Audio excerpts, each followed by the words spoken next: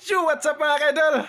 Nagbabalik si Balati doy mga kaidol, no? At ito mga kaidol, natutuwa lang ako kay President Bongbong Marcos mga kaidol. Nakakatuwa talaga mga kaidol at enjoy na enjoy. Ini-enjoy lang yung sarili niya mga kaidol, no? Para sa mga kandidato niya mga kaidol, no? Sa mga alyansa mga kaidol. Alyansa sa Pasay mga kaidol. Grabe, sobrang daming tao mga kaidol. At halina kayo at ating panoorin mga kaidol. Let's go! Panoorin nyo mga kaidol.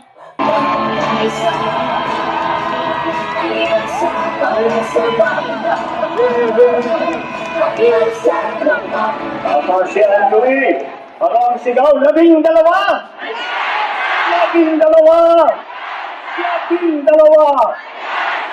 Magandang gabi po sa inyo lahat.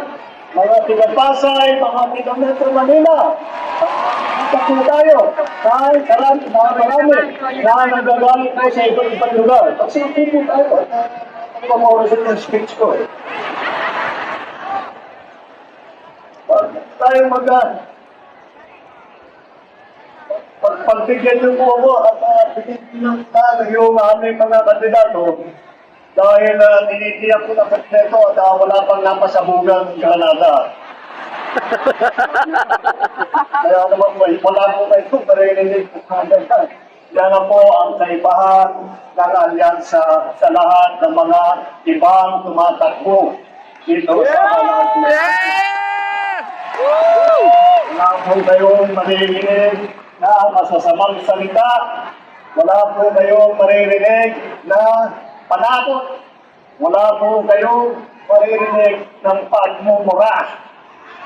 Dahil po, nakita nyo naman po, narinig nyo po ang programa ng ating mga kandidato. Hindi lamang ang programa, mas mahalaga pa siguro ay ang kanilang nagawa na. At kung titignan nyo po ang record po nila, ang lagi lang kanilang iniisip ang kapayapaan at ang kaunlaran para sa bawat Pilipino, para sa buong Pilipinas.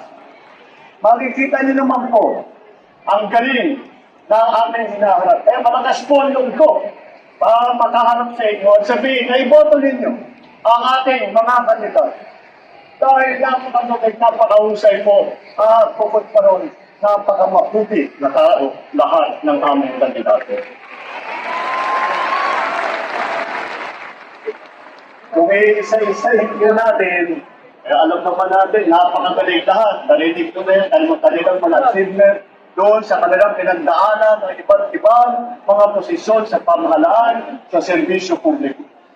At pag pinagsama-sama natin, lahat po na ito, ang napakagaling, ay nako, talaga naman, nakakagulat at nakakatuwa na makita na meron tayo mga nagsiservisyo sa publiko na ganito ang pagmamahal